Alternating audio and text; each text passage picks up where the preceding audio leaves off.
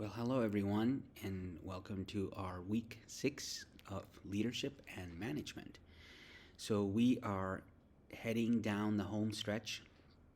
We have now week 6 and excuse me, week 6 and then week 7 and 8, and then we're done with the class. And week 8 is always a short week, so this is go time, okay, for us and for some of you who might be trying to pull up your grades and trying to finish strong.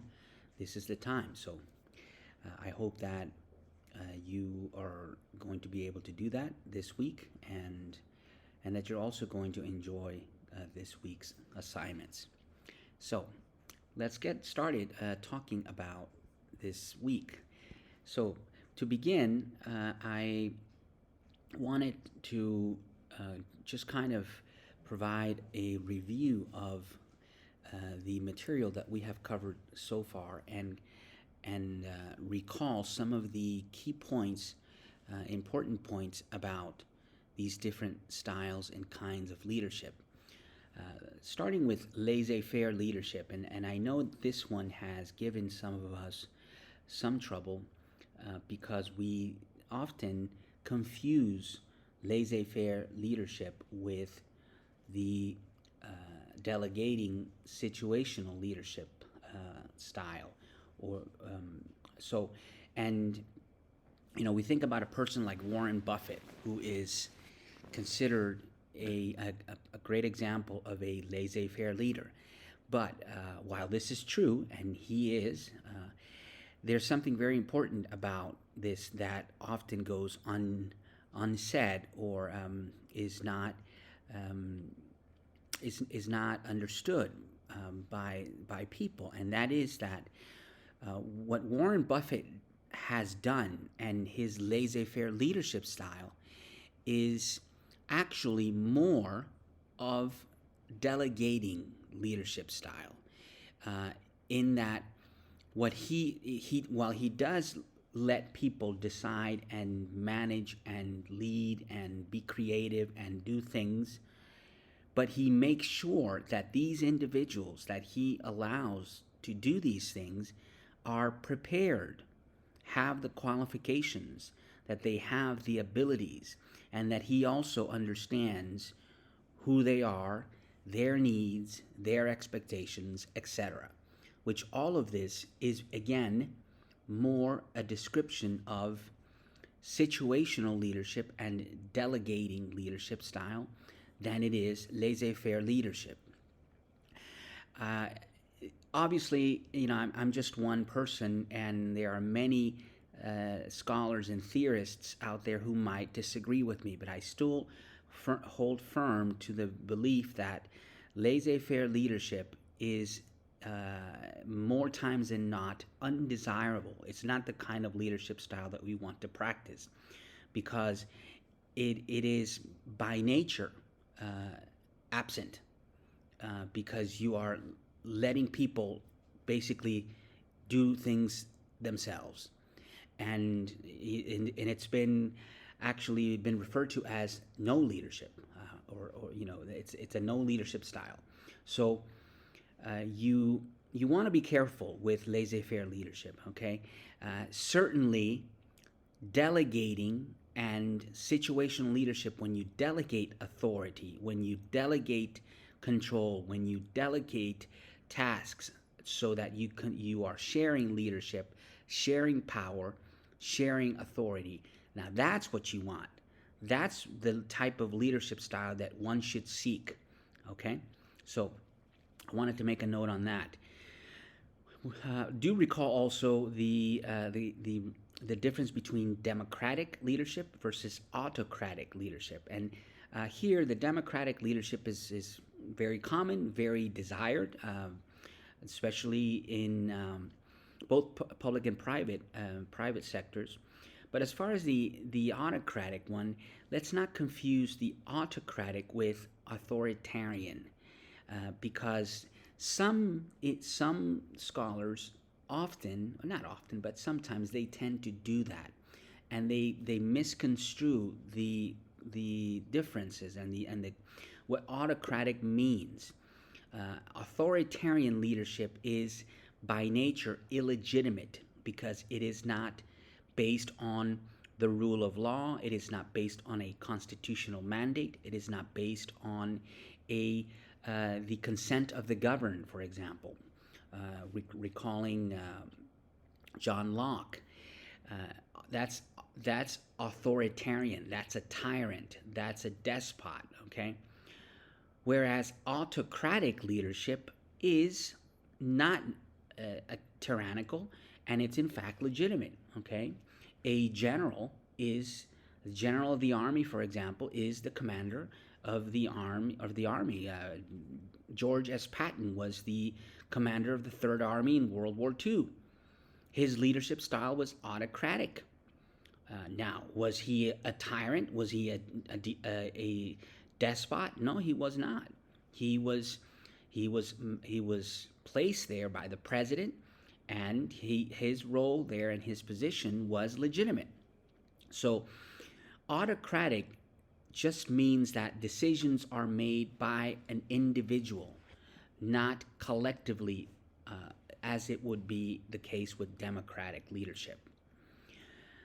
Then we have transformational versus transactional. And the key point here is that the transformational speaks about or considers those elements that go beyond the technical tasks at hand. Transactional leadership is basically do this for this much and at this time, right? It's very cut and dry. It doesn't go beyond the inspirational aspects, the motivational aspects, beyond the stick and carrot, right? I will punish you if you don't do this, or I will reward you if you do that. That's the transactional, whereas the transformational goes beyond and really taps into the higher order needs, right?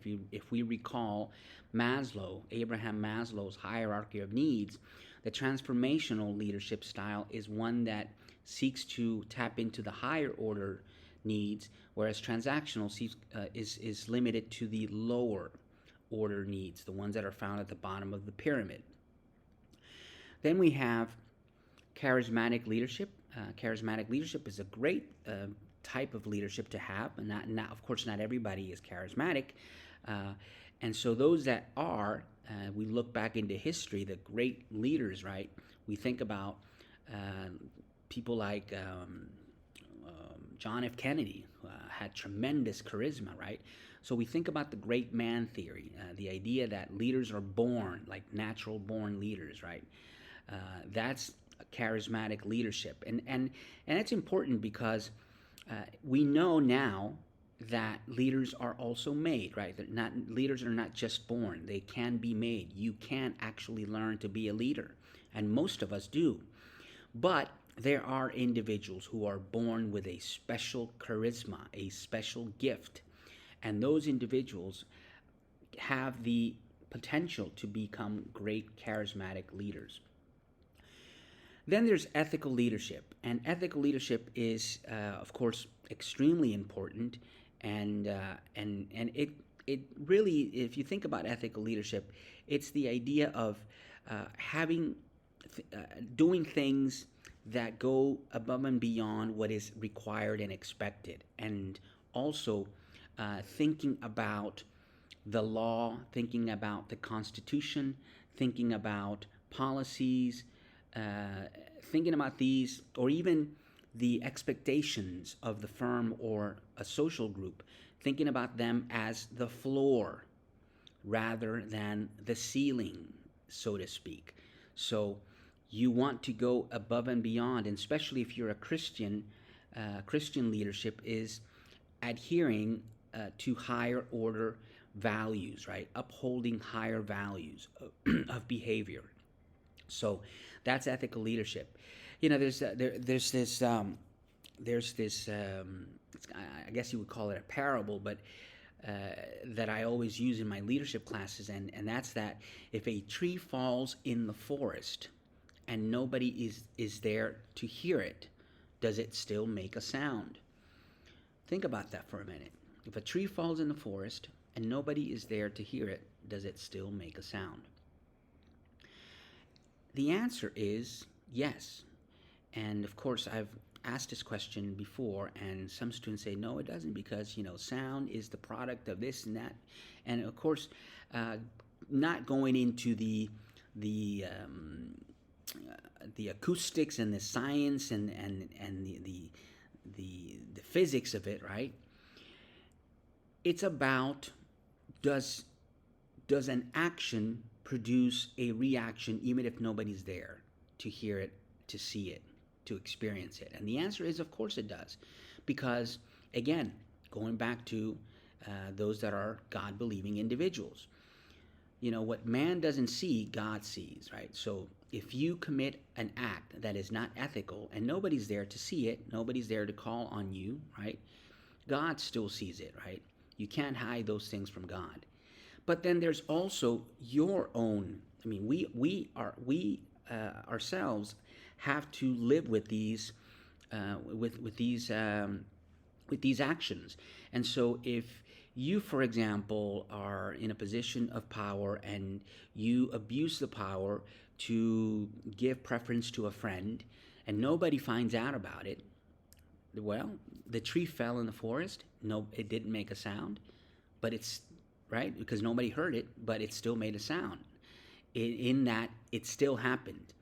There was an act, and it did happen, and you know it. You know about it, and you will always know about it. So that's kind of the idea that I'd like you to take from ethical leadership is that the way that we hold ourselves accountable in our actions is by thinking about the fact that we should act in a way no matter if somebody is there to see us, to punish us for wrongdoing, or if we're not going to get caught, right?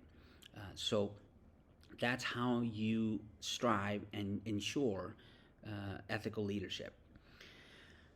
We also recall trait leadership, trait theory of leadership, and of course this leadership model is based on the idea that individuals are born with certain traits that make them much more efficient leaders. Okay, we know now that that while in history and in society, certain individuals who possess certain physical traits, for example, they might be tall, they might be handsome or very good looking. A young lady, might very eloquent, elegant young lady might be somebody who would seem better apt for a leadership position. That's not necessarily the case. Now, traits are important. Physical traits are important. Also the extroversion is important, right? We want to be able to communicate ideas and to be great orators and have powerful, be able to speak in a powerful manner that will inspire and motivate. But that doesn't mean that if you do not have these traits, or if these traits don't come naturally to you, that you are automatically excluded from leadership, which is not the case. We can all learn to be better leaders and to practice some of these traits that perhaps are our weaknesses and not our strengths. And then we have followership. And followership is very important because followership is leadership from below, okay? And what this means is that you don't have to be in a position of authority, in a position of control, in a position of power to be a leader. You can, in fact, lead from below. You can lead from anywhere in the organization, in the institution. And this has to do with the source of power, too. When we think about followership, we think about power that comes from the governed. It comes from the people. It comes from the subordinates. So think about how much power followers have over the leader. Okay, so think about that. So, in that respect, if you think about the power structure in an organization, sometimes the power resides in the followers. And so, if the power resides in the followers, think about, for example, a board of directors or stockholders in a firm, right? Think about that. I mean, if you're the CEO, who chooses the CEO? It's the board and the stockholders, and so if the CEO does not fulfill his or her mission, he is or and he or she is going to be ousted. So where does the power source lie? It lies in the followers. So again, followership is very important because those who are in a position of power, as followers would be in such a position, they have to make decisions that are best for the firm or for the organization or for the nation. We think about this, for example, and when we think about Congress, okay? The President of the United States is the head of the executive branch, but the President has to work with Congress, and Congress is often considered more powerful than the executive because at the end of the day, Congress has the power of the purse. Congress has the power to impeach and remove, right? So, think about that for a minute. So, followership is a source, it is a type of leadership because it's leadership from below. And then lastly, servant leadership. Of course, Jesus Christ, the most important example of servant leadership. Servant leadership, you can think about servant leadership in the sense that servant leaders are those that serve first. They are servants first, and then through their service, they lead. They become leaders. They seek to serve first and foremost, and through their service, they generate or engage in the process of leadership. Okay? All right, so these are some of the theories that we have covered so far. Now let's talk about the readings and also the critical assignment, which is due in a couple of weeks from now. So for this week, readings, we have the Van Wart, chapters 9, 10, and 11. So please read these very carefully because you're going to need to understand these concepts that are covered here to be able to not only to fulfill the assignments for this week, but also for your final critical assignment. Okay? Let's look at that for a minute. So the critical assignment is due week 8. All right, and this assignment is again, it's intended to give you guys an opportunity to explore in a deep and comprehensive manner leadership theories through the lens of an evolving public administration crisis or scenario.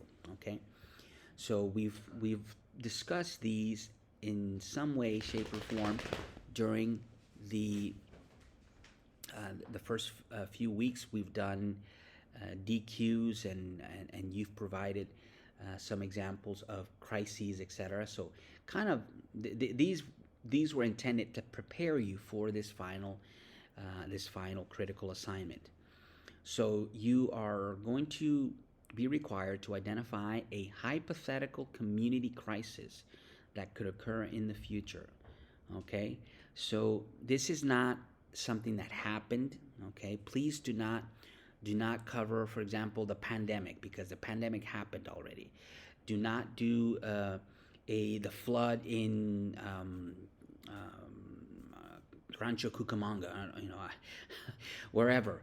Don't do that, because this is not. Let's review what happened and how they behaved. No, this is a hypothetical in the future crisis. Okay. Also, avoid scenarios that only impact a few people. So a family crisis is not the type of crisis we're talking about here. Neither is a crisis within one agency or one organization. Okay, we're talking. What we want is large scenarios that are public crises. They affect at a massive scale. They affect people in a massive scale. Okay. Also, avoid something like hacking a government mainframe. Okay, you can do a a. I know that some of you might have done this, and it's great. It's an excellent crisis to cover, and that's, for example, a terrorist attack on a government website, or government computers, right? Like hacking, something like that, which would cause something. Terrorist attack on the FAA's computer system, right? And how would that affect? Okay, who would be affected, and with the scope, etc. Okay, so something like that, but it has to be something. It has to be a crisis that requires immediate response. Okay, to chaos that is imminent. Okay, this is not something that it's a crisis that is going to evolve gradually in the next few months. Okay, so please make sure that you keep that in mind. In the critical assignment, you're going to have to reflect on leadership theories through any of the combinations of the 4 time frames. We've talked about these during the last 5 weeks. So you can do any combination of these 6 that you see here: 3 second, 3 minute, 3 hour, 3 day, 3 weeks, and 3 months. Then remember, please, that the paper must follow this format. Okay, so you using level 1 headers for each section. The paper should have an introduction. It should have a first time frame after the crisis, a second time frame, a third time frame, a fourth time frame, and finally a conclusion. Okay. Make sure that the essay draws from theories in the textbooks, in the Van Wart, the Doble, the Kersey. Okay. Please Understand Me book. Okay. And also that it is supported by a minimum of 6 journal articles, 2 news articles, 2 videos, and 2 additional resources, which these can be ones you used in previous assignments. All right. And then, last but not least, please remember APA 7. Okay.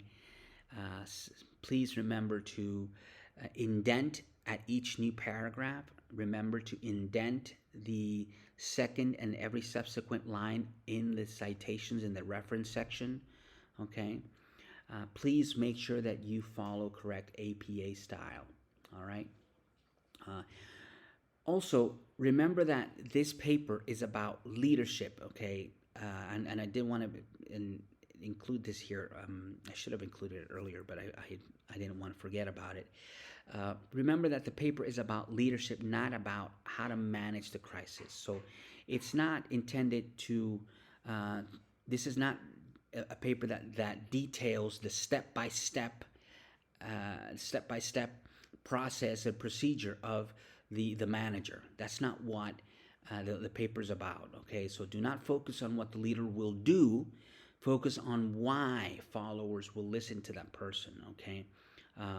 Focus on traits and characteristics and leadership style and expectations and motivational factors. The leadership part, and more the leadership, less the management aspect. Okay. All right. So that's the week 8 critical assignment. Now for this week we have an outline and a journal assignment. So the outline is due Sunday. You can upload a Word or PDF document. Just create an outline for your critical assignment. Please be sure to include breadth and depth of theories you plan to use in your scenario. Also, make sure that the outline is in APA. All right, and be sure to include the textbook, journal articles, and news articles, etc., that you think you might use in the final paper. So this is the outline that's due this week at the end of the week. Then we have a journal assignment. This one is due Sunday. For this one, you are to list each trait or skill, and beneath each one, please reflect on whether it's a strength or challenge for you. So think about a SWOT analysis: strengths, weaknesses, opportunities, and threats. So think about it. It's almost like a SWOT analysis, what you're doing here. So a trait or a skill, and whether it's a strength or challenge for you. Okay, how does it impact leadership? Would one or more of the recommendations be helpful? Okay, so these are some of the questions that you should answer for this journal. For this week, we continue working in Zoom, so I hope you're enjoying that and taking advantage of the classroom discussions with your colleagues. All right. Okay, so and that takes us to the end of this week's presentation. I hope you enjoyed it, and as always, I wish you a great week. Have a blessed week, and God bless everyone. Thank you.